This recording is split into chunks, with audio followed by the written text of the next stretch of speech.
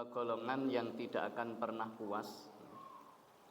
Jadi Rasulullah Sallallahu Alaihi Wasallam beliau bersabda dalam hadis yang diriwayatkan oleh Imam Al-Hakim, man humani la yasba'ani, talibu ilmin wa talibu dunya. Jadi man humani la yasba'ani, ada dua golongan yang tidak akan pernah kenyang, tidak akan pernah merasa puas. Golongan yang pertama, thalibu ilmin, yaitu para pemburu ilmu. Dan yang kedua adalah thalibu dunya, para pemburu dunia. Kita kaji masing-masing ya, dua kelompok ini. Jadi kelompok yang pertama yang oleh Rasulullah Sallallahu Alaihi Wasallam beliau jelaskan bahwa kelompok ini tidak akan pernah puas, tetapi dalam pengertian yang positif, yaitu apa? Thalibu ilmin, para pencari pemburu ilmu. Baik itu ulumud dunya maupun ulumuddin, baik ilmu dunia maupun ilmu agama atau ilmu tentang akhirat. Dua-duanya ini tidak akan pernah puas. Jadi kalau mencari ilmu dunia itu standarnya titel. Jadi hari ini ketika belajar ilmu dunia, sekolah, kuliah, niku ukuran standarnya adalah titel. Coba di Indonesia niki, orang yang paling banyak titelnya satu orang itu berapa titel? Ada yang tahu? Jadi wong siji pinten, Pak? Walah niku tesih sithik. Kalau sadaan mriki sing paling kathah titele pinten? Setunggal. Misalnya SAG, biasanya kan sekarang SPD, MPD itu sudah 2. Jadi yang pernah di Indonesia itu ya, masuk rekor muri, satu orang itu punya titel akademik 32 titel. Niku kuliah piye? Jadi 32 titel, mungkin sekolah terus itu. Di bawahnya itu ada 14 titel. Jadi satu orang punya gelar berapa? 14 titel akademik. Kalau yang pertama tadi 32 titel. Pengen mboten, Pak? Kalau saya S3 SD, SMP, SMA. Terus ya masuk pondok gitu ya. Jadi para pemburu ilmu itu tidak akan pernah puas, termasuk para pemburu ilmu akhirat. Maka Allah Subhanahu wa taala beliau menegaskan di dalam surah Fatir, surah ke-35 ayatnya 28. Jadi muara ujung dari semua pencarian ilmu, baik ilmu itu ilmu dunia dan ilmu akhirat ulumuddin, itu harus menghasilkan apa? Takut kepada Allah Subhanahu wa taala. Innama yakhsyallaha min ibadihil ulama. Surah Fatir ayat 28. Sesungguhnya yang takut kepada Allah hanyalah ulama, yaitu para ahli ilmu. Tapi maaf, dulu pernah ada Ustadz kondang, tapi saat ini pun mboten kondang. Kan kondang niku sok kondang, sok mboten, pernah kondang, terus ora kondang dadi kondang, dan seterusnya. Ada yang kondang sampai sekarang kondang. Ada Ustadz kondang, mubalik kondang, tapi ketika menjelaskan tentang surah Fatir ayat 25, ini rodok ngawur. Ya bukan rodok lah, ngawur gitu ya. Karena apa? Innama yakhsyallaha min ibadil ulama. Sesungguhnya yang takut kepada Allah adalah ulama. Maka siapapun yang takut kepada Allah, maka dia adalah ulama. Termasuk anjing sekalipun. Nah, niki sing rada kebacut nggih. Berarti yen napa? Kirik niku basa Jawane napa wae? Anjing niku basa Jawane napa? Oh, segawon. Ngoko. Ya asu. Yen pas ra nesu omong asu niku rada pripun ngoten nggih? Yen pas nesu segawon niku kan krama inggil, Pak. Lah, nesu kok segawon niku mboten enten nggih. Dadi napa? Anjing pun kalau takut kepada Allah, maka dia juga ulama. Lah ini kan aneh. Anehnya gimana? Kita kan mencari ilmu itu harus kepada ulama, harus kepada orang berilmu. Misalnya nggih, ada undangan. Hadirilah pengajian, pengisinya ulama. Sinten, Pak? Anjing ngoten. Kinten-kinten jenengan kersa mboten? Ya ndak mau nggih. Nah, ini jelas napa? Ya penafsiran yang ngawur. Maka sahabat Ibnu Mas'ud beliau juga menjelaskan. Jadi hakikat ilmu, hakikat ahlul ilmi, laisal ilmu bi kasratil hadis, walakinal ilmu an kasratil khosyah. Yang dimaksud dengan ilmu atau orang berilmu itu bukan karena banyaknya omong, karena pinter ngomong. Coba kalau di Indonesia ini sing paling pinter ngomong sinten, Pak? Sing terkenal, sinten? Sakniki pun mboten kondang nggih. Rocky Gerung. Berarti kalau standar pinter ngomong niku pinter, okeh ngomong pinter, berarti Rocky Gerung itu paling pinter. Tapi belum tentu nggih, belum tentu. Karena masih ada kelanjutannya, yaitu apa? Walakinal ilmu, akan tetapi hakikat ilmu, hakikat orang yang berilmu adalah an kasratil khosyah, banyaknya rasa takut, rasa khusyuk kepada Allah Subhanahu wa ta'ala. Maka sahabat Umar Ibnul Khattab beliau menjelaskan tentang fase tahap orang mencari ilmu. Coba kita nanti sampai level yang keberapa. Yang pertama, jadi para penuntut ilmu, para pemburu ilmu tadi, yang pertama niku sombong. Nah niki biasanya sing lagi ngaji sedina rong dina, eto ilmu anyar, cenderung napa? Merasa paling benar, yang berbeda dengan dirinya disalahkan. Sinau bela diri, lagi sedina rong dina, lawange sempal. Mulai nang dindi jurus dan seterusnya. Itu lagi sedina rong dina. Maka tahapan yang pertama biasanya, dan ini saya yakin kita semua pasti pernah mengalami fase ini. Ketika awal ngaji niku rodok kemaki. Menganggap yang lain salah. Kemudian yang kedua, levelnya adalah tawadhu, rendah hati, lebih bijaksana, lebih arif, tidak mudah marah, lebih santun, lebih sayang kepada umat Islam, tidak mudah menyalahkan. Ini level kedua. Level yang ketiga, semakin orang banyak ilmu, semakin orang ilmunya tambah, maka merasa tidak tahu apa-apa. Karena ketika belajar ilmu, semakin banyak belajar, maka ternyata misalnya ukuran kitab, misalnya belajar satu kitab itu sudah menganggap luar biasa. Ternyata setelah belajar, banyak sekali kitab yang belum dipelajari, yang belum dikaji. Merasa tidak tahu apa-apa. Coba level kita sampai level mana, Pak?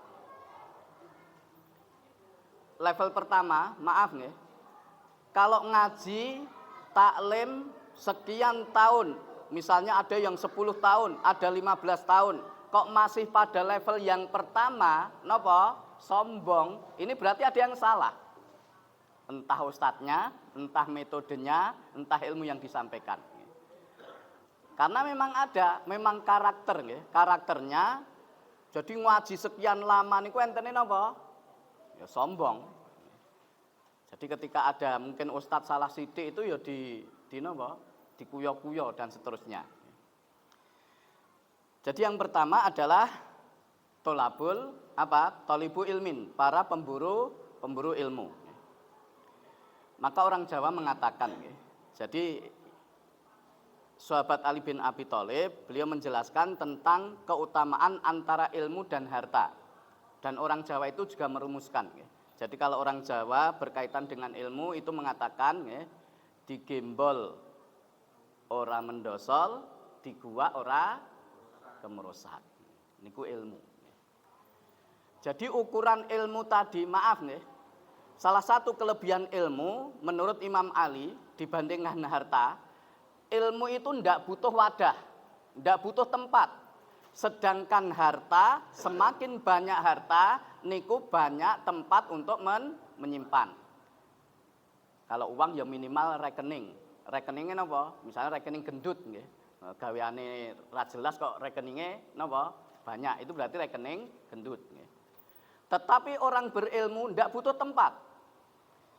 Coba misalnya nggih, ukuran ilmu itu disimpan di perut. Berarti yang perutnya gede berarti napa, Pak?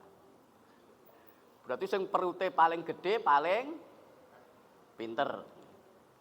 Kalau ilmu itu disimpan di kepala, berarti kepalanya yang paling besar, paling banyak ilmunya.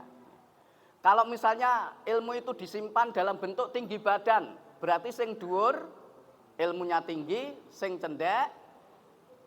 Atau ketika ilmu itu disimpan dalam bentuk warna kulit. Jadi kalau berilmu itu glowing, glowing? Mencorong. Kalau nggak punya ilmu, surem. Nah, bisa dilihat, oh itu wetengnya gede, oh itu banyak ilmunya itu, belum tentu juga. Oh kepalanya besar, tapi bukan besar kepala, beda. Kepala besar dengan besar kepala.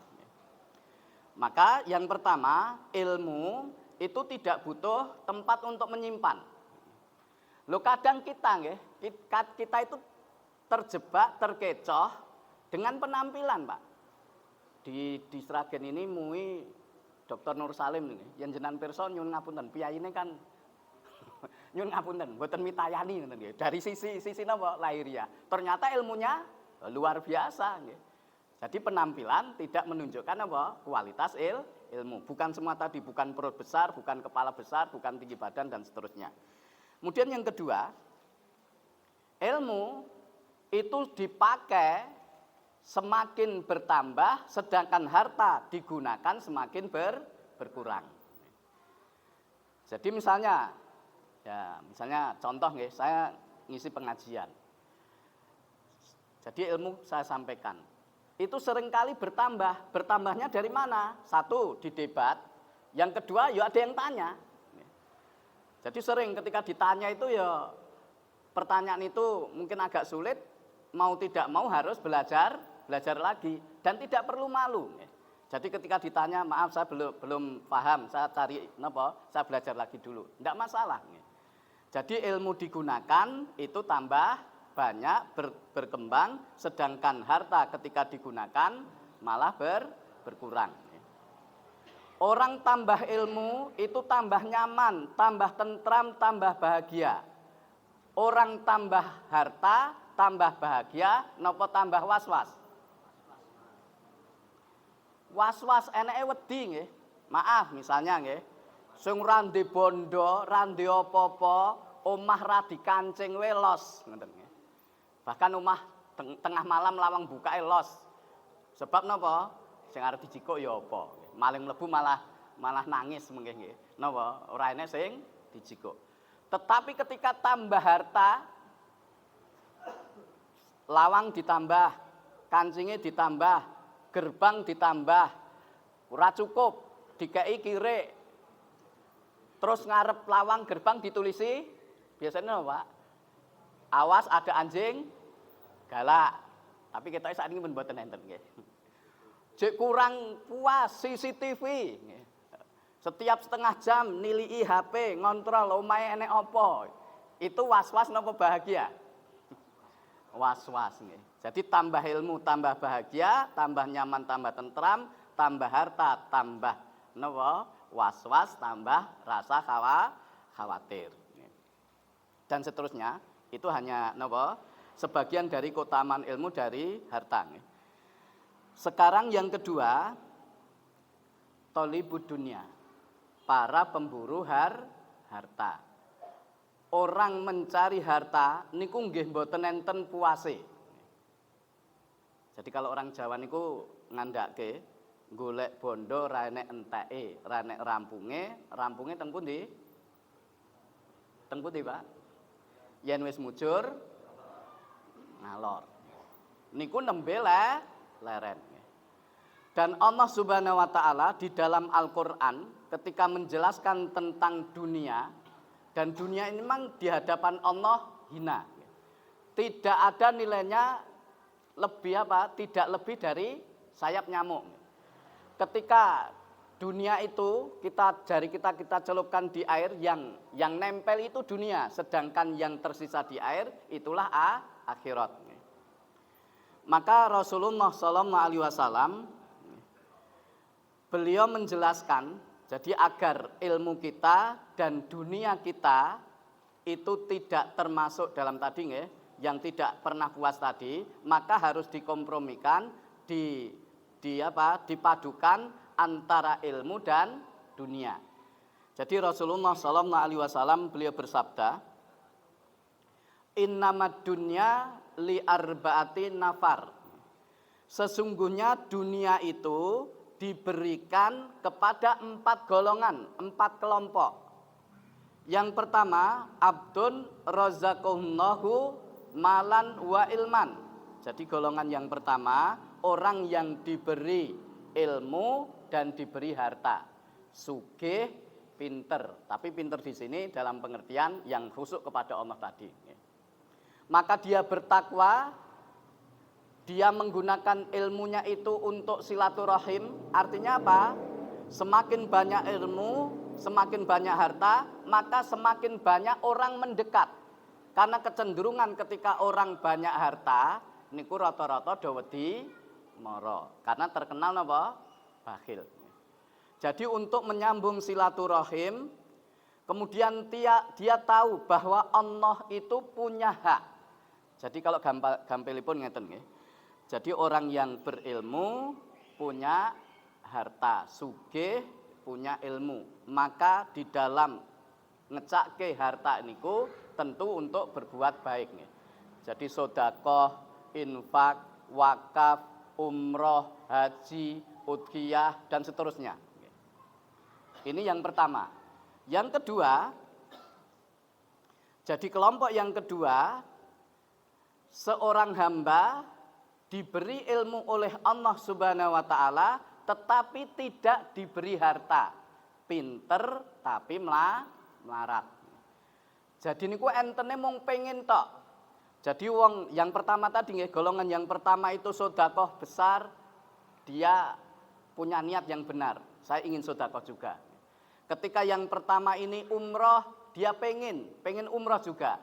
Ketika yang pertama tadi haji, dia juga pengen niat yang benar, ingin haji dan seterusnya.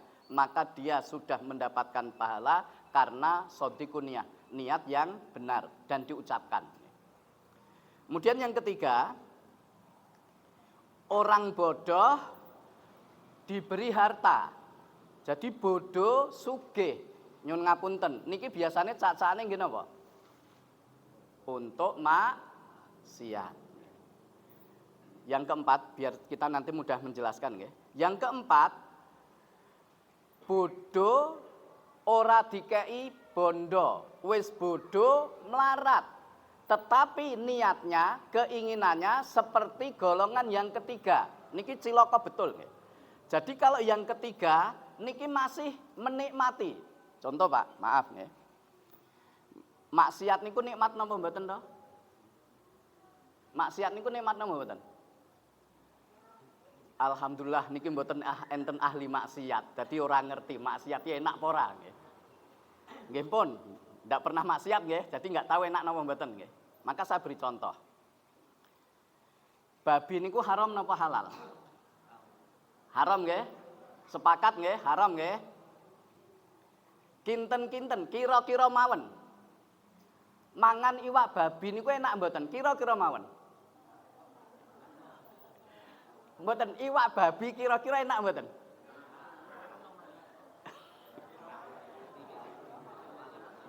Pun tahu? Walhamdulillah sak menten iki ya ora enek tahu.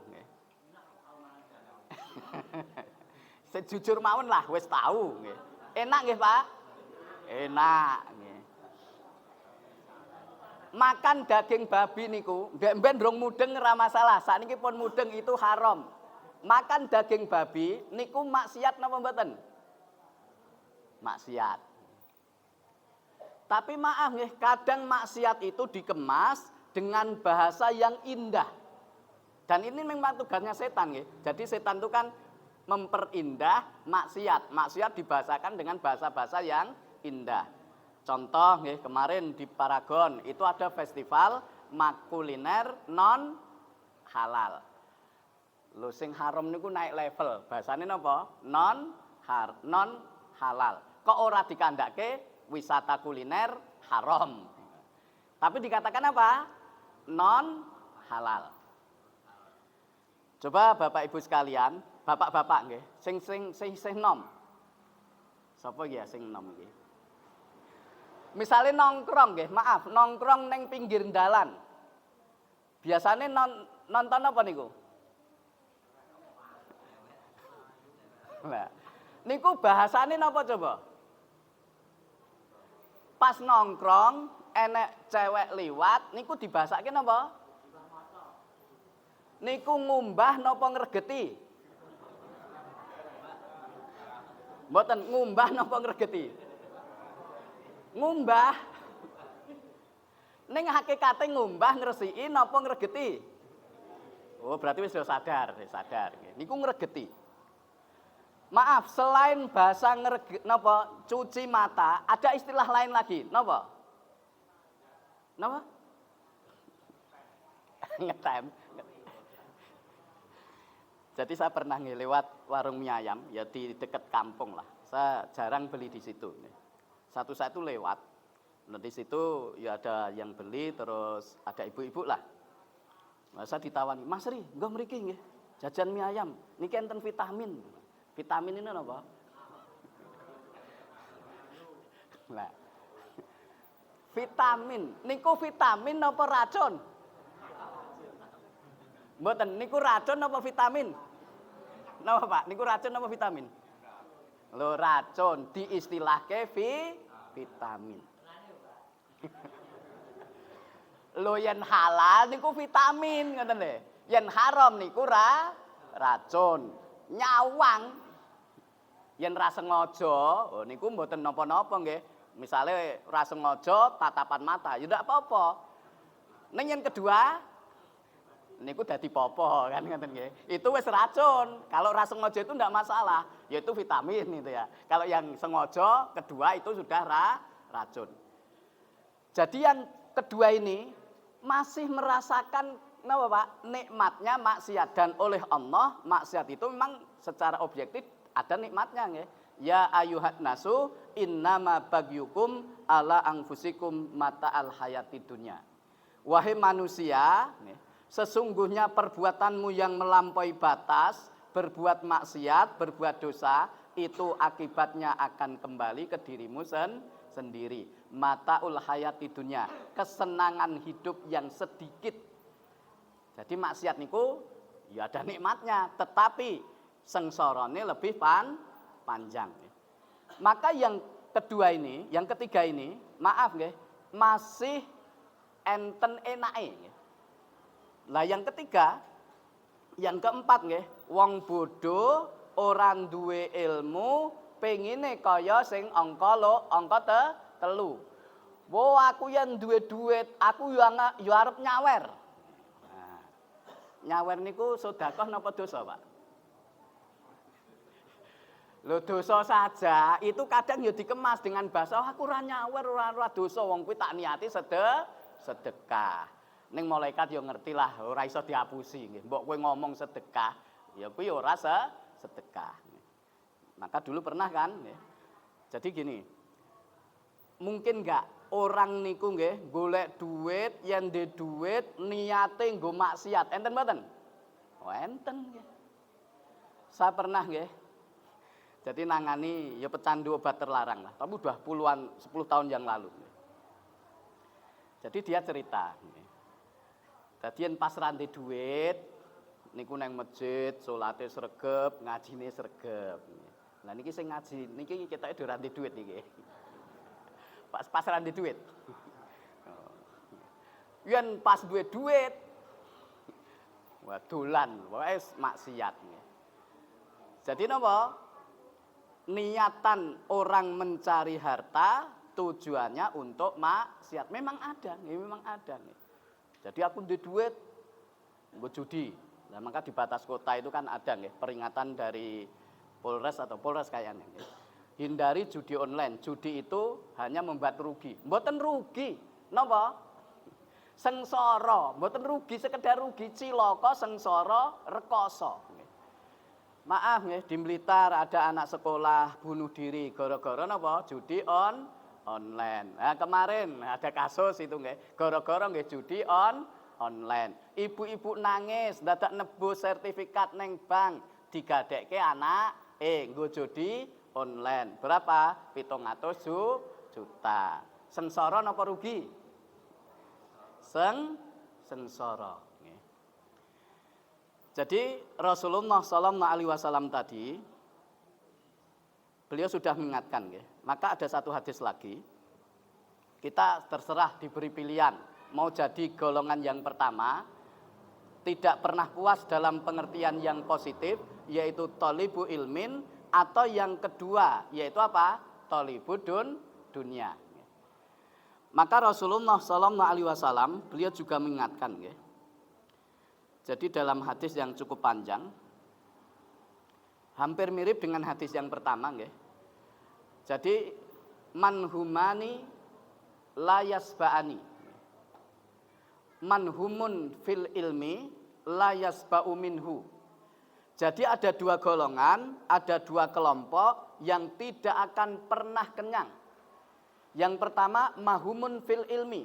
Jadi orang yang sangat cinta memburu ilmu, maka dia juga tidak akan pernah kenyang. Kemudian waman takunil akhirah, dan tadi sudah kita sampaikan, puncak dari ilmu itu adalah khusyuk kepada Allah, puncak dari khusyuk kepada Allah itu akhirah. Maka Rasulullah SAW beliau menjelaskan, orang yang cerdas adalah orang yang beramal untuk nanti kehidupan akhirah. Orang cerdas berarti orang yang pinter. Waman takunil akhiratu hamahu. Jadi barang siapa yang menjadikan akhirat itu sebagai cita-citanya, wabasahu prinsipnya, wasadamahu kesukaannya, yakfiyallahu dhaifatahu, maka Allah akan mencukupkan kekurangannya. Waja'alu ghinahu fi qalbihi, maka Allah akan menjadikan kaya di dalam hatinya. Sugih atinya sugih. Sebaliknya yang kedua manhumun fid dunya, yaitu orang yang pemburu dunia. Wa manhumun fid dunya la yasba'u minha, maka dia juga tidak akan pernah kenyang darinya. Wa man takuni dunya, barang siapa yang menjadikan dunia sebagai cita-citanya, sebagai prinsip hidupnya, sebagai kesukaannya, maka Allah akan membiarkan kekurangannya. Dan Allah akan menjadikan kefakiran di depan matanya, dan dia di pagi hari dan sore hari dalam keadaan fakir. Maksudnya pripun ini, Pak? Sugih bondo ning fakir. Fakir itu apa toh? Merasa kurang. Jadi tidak pernah bahagia, nggak pernah puas, nggak pernah merasa cukup. Sore hari juga merasa kurang, pagi hari ketika akan cari harta juga tidak akan pernah merasa cukup. Coba maaf nih, sing korupsi niku sugih napa melarat to, Pak? Jadi yang mau melarat niku korupsine napa? Korupsine paling ngapusi nggih. Ngapusi kan sithik nggih. Maka dulu nggih, terminal Solo itu dulu kan masih ada retribusi. Sekarang kan tidak ada. Jadi retribusi dulu 300 rupiah. Biasanya kalau ngasih 500 ora disusui. Ngasih 1000 ora disusui. Akhirnya ada kasus ternyata dari korupsi tadi Pak, yang nilai 1000 lah, maksimal 1000 rupiah. Itu ternyata berjalan sekian tahun, dikalkulasi kerugiannya berapa? 3 miliar. Niku menglumpukke dit pinten, Pak? Nglumpukke dit pinten? 200 rupiah. Tapi sekali masuk terminal berapa ratus ribu dulu nggih, atau berapa ribu kali sekian bulan kali sekian tahun. Jadi orang-orang yang korupsi itu bukan karena tidak punya harta, karena apa? Tidak ada rasa cukup di dalam hatinya, yaitu apa? Dia merasa kurang, selalu fakir. Maka Rasulullah SAW tadi beliau sudah mengingatkan ya. Jadi barang siapa yang menjadikan akhirah sebagai cita-citanya, sebagai keinginannya, sebagai prinsipnya, Allah akan mencukupkan kekurangannya dan Allah akan menjadikan hatinya kaya, sugih atine sugih. Maka orang Jawa kan bilang Pak, sithik urung tentu kurang, akeh urung tentu cukup. Mula wong Jawa niku prinsipe napa? Kudu pinter napa pinter-pinter? Mboten cukup Pak, wong Jawa niku mboten cukup pinter. Kudu sing pinter-pinter. Nah niki sing pirsa ming Pak Mujiyo tok niki nggih. Niki ilmu dhuwur.